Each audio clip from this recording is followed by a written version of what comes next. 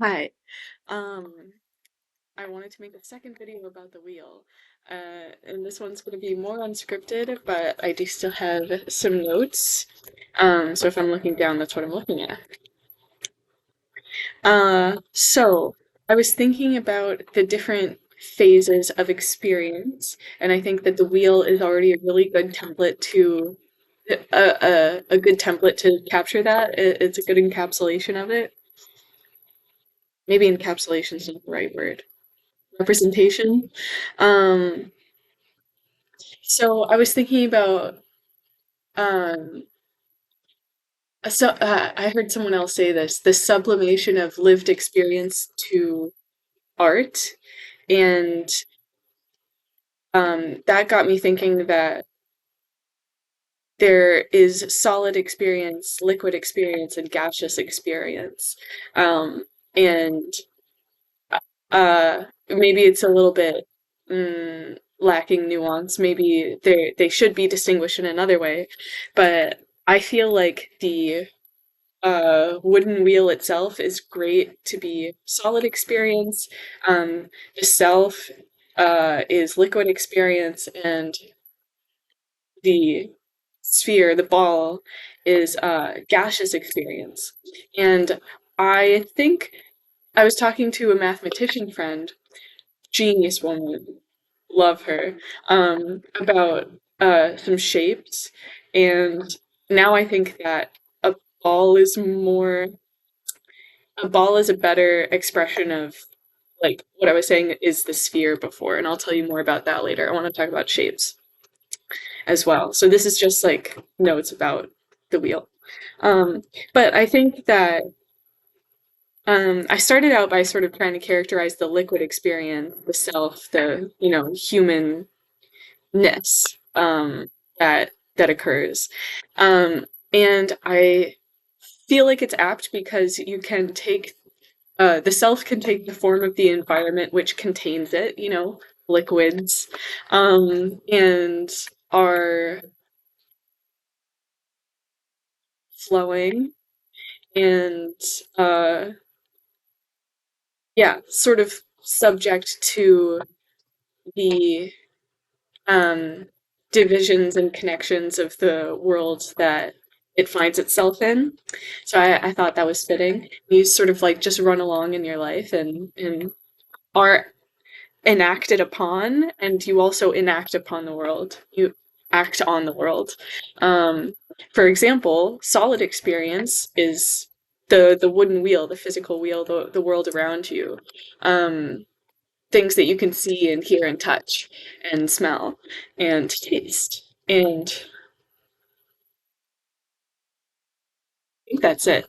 Um, and uh, this environment can be acted on by liquid.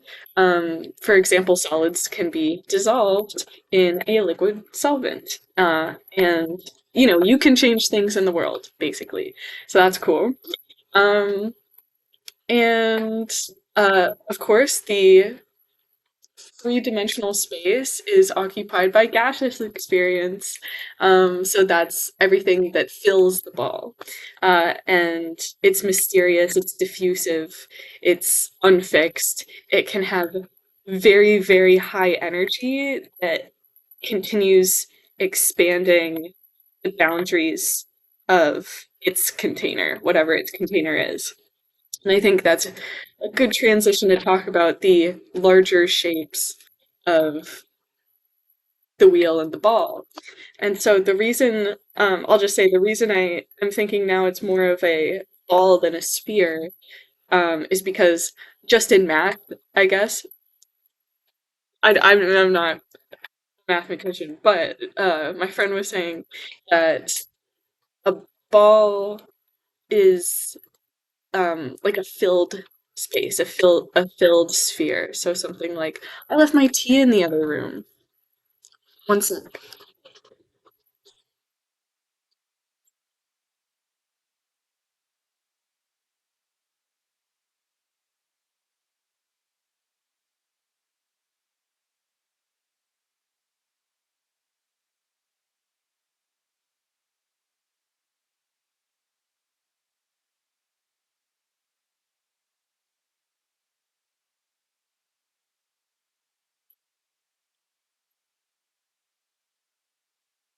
Sorry, sorry about that. I just so quick and beverages. Um, so a ball is like a filled sphere. Like an example might be like an apple. If an apple is perfectly ball-like, I guess. Um, and a sphere is encapsulation of that three-dimensional space. Um, it's so wonderful. Math is so cool. So like a basketball, since it's like air inside, that's sort of how you can imagine a sphere. But there's air inside, there's gas. So I think even though that the gaseous experience is what fills the three-dimensional space of the constraining sphere, it's still a ball because there's experience there. Um, that's kind of all I wanted to say about those definitions. But um, I was trying to think about. I have this problem where um, if you have a wheel, right, you have a two-dimensional, like sort of planar existence, and then you have the spherical ball existence in the three-dimensional space that's filled with like gas. Um, I don't like that there are edges still. I don't like that there's a constraining spherical container. Um, I feel like it should be infinite.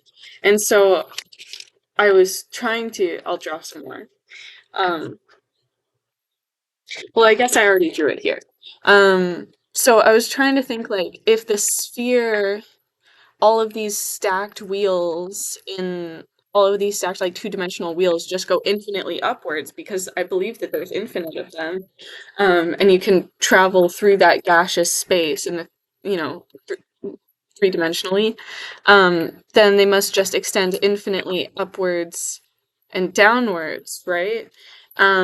Even though that there is an edge to the wheel itself, so like the circumference of the cylinder. um So I was thinking about that. Uh, and, you can, as a liquid, you would sort of drip back around the edges after reaching death and perhaps evaporated to the third dimensional space or have your liquid recycled back into the two-dimensional space on the other plane and then, or on the other face of the plane and then back around and then back around and then who knows? I don't know that.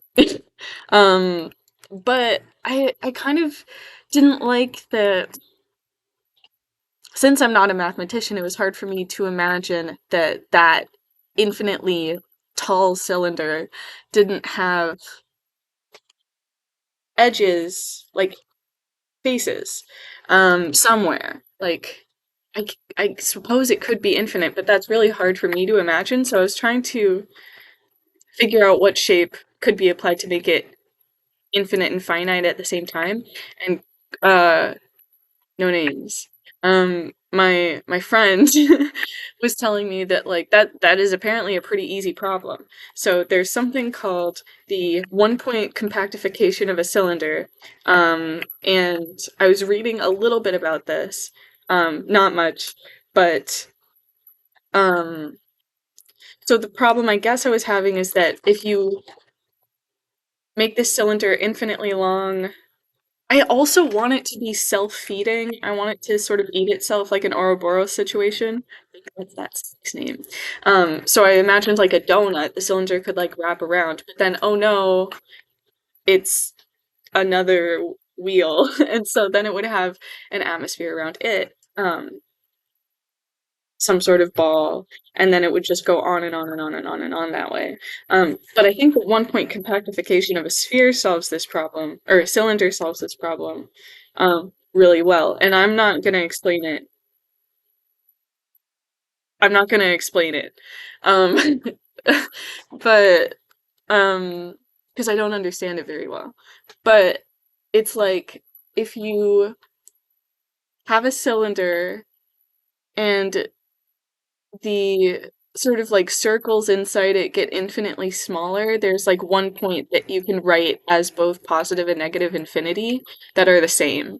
And if the wheels get infinitely smaller and closer to one another, then they still have bigness equivalent to the largest in space circles at the like widest point in the cylinder that can be observed, I think. And no, because if you have like a circle, I'm using a red pen so you can see what I'm doing here. And then you have like a point on the circle that's both positive and negative infinity. Oh, I did it upside down, just like she did.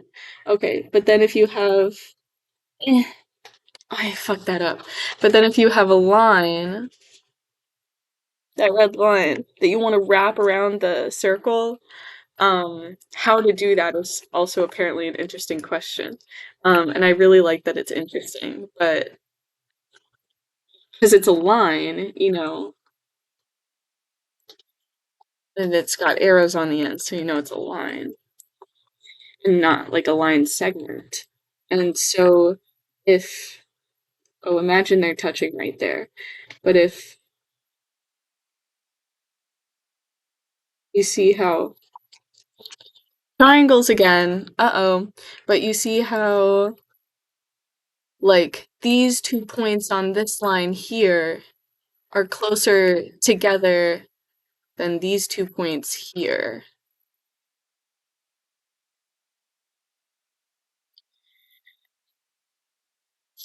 She explained it better than I did. I have more thinking to do. But I just wanted to tell you guys some stuff that's been on my mind. I said you guys like some sort of YouTuber. Yeah, but I think this is pretty cool. So I have more thinking to do. The last thing that I wanted to mention that's been on my mind is that if you're a bead like of water, say water, like perfect solvent, as we know it here, uh, like spinning towards death on one spoke of the wheel. Maybe it's metal, maybe it's wood. I don't know. Um, do you get absorbed as you go along? But if you're this bead of water, I was talking previously about how your vision of the future can be obscured by spin, um, if you're like rotating around your spoke. Um, I think this is especially important depending where your eyes are. Um, and I don't know if like where your eyes are positioned on your bead is a property of like, or is a consequence of just like how you were born, I guess, and the conditions of your emergence from birth, the singularity, the gas, um, condensation. Um, but I don't know if the position of your eyes is dependent on that, or if like it's changed as you like move along your spoke. But for example, I think it's changed as you move along your spoke. But for example, like if your eyes are sort of like pointed diagonally from the axis that you're moving along, you have an intense vision of your future. You can have an intense vision of your future. You can have um, understanding of that direction, but it's obscured by your spin, and you also see into the three-dimensional planes. Both of these things are true and present at the same time. If you only look forward, the spin doesn't change your understanding of your direction. And if your eyes are pointed upwards into the three-dimensional space, that rotation is just, there's no way it can point towards, oh, it can point along the axis of your um, direction from birth to death. Much to consider. I'm out of time. Bye.